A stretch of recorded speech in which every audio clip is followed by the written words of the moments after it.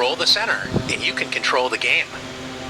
We may have heard that it's important to control the center and develop our pieces as close to the center as possible, but what exactly does this mean?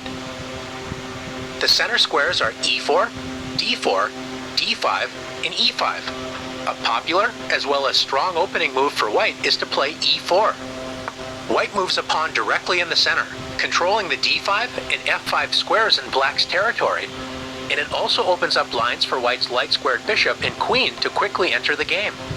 A good response for black is to play the same move, e5. By controlling the center, both sides prevent enemy pawns from entering their territory. If white tries to force two pawns in the center with d4, threatening black's pawn on e5, it's important for black to break up white's pawn center with e takes d4. When white's dreams of taking over the center with pawns have been shattered, so black should not have any serious problems in the opening. Is the center really that important to control? What happens if black wants to move pawns on the edge of the board, such as a6?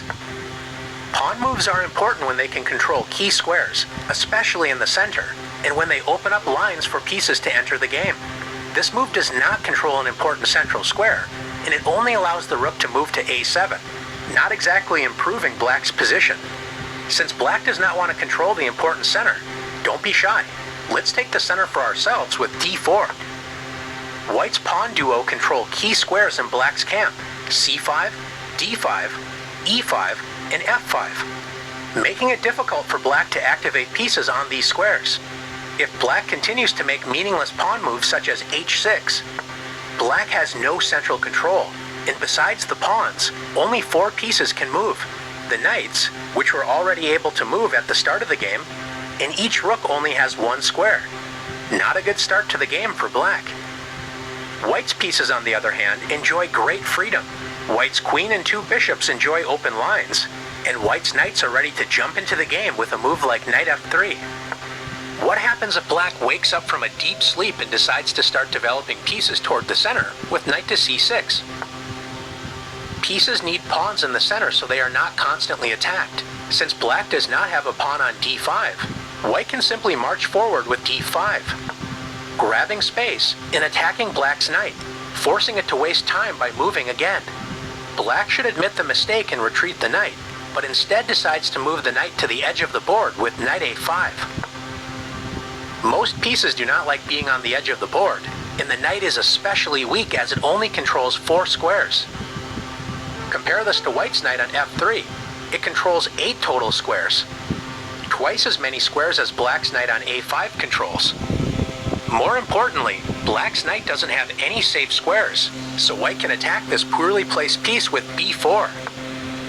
If black does nothing, white will simply win a piece.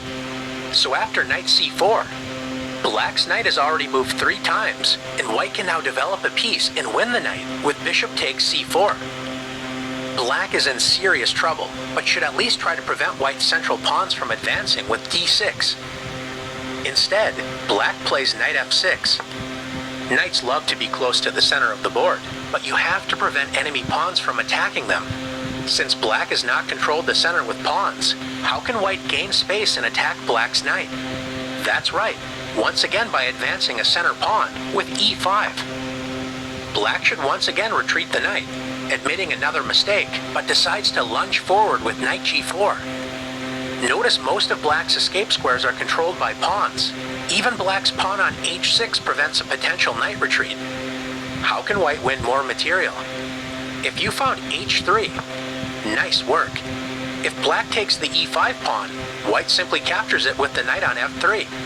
If black plays knight takes f2, at least grabbing a pawn before losing the knight, white should not be afraid to move the king.